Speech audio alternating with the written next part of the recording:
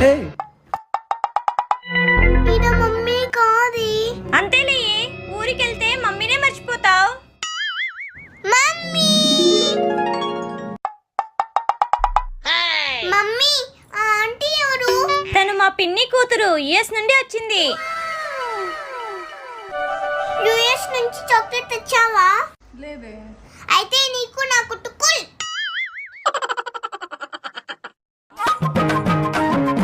నీ పేరేంటి? నా పేరు అను. మరి నీ పేరు? శిశిరా.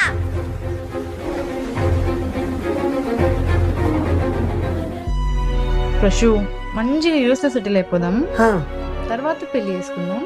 హా. మనకి చిన్న పాప పుడితే ఏం పేరు పెడదాం?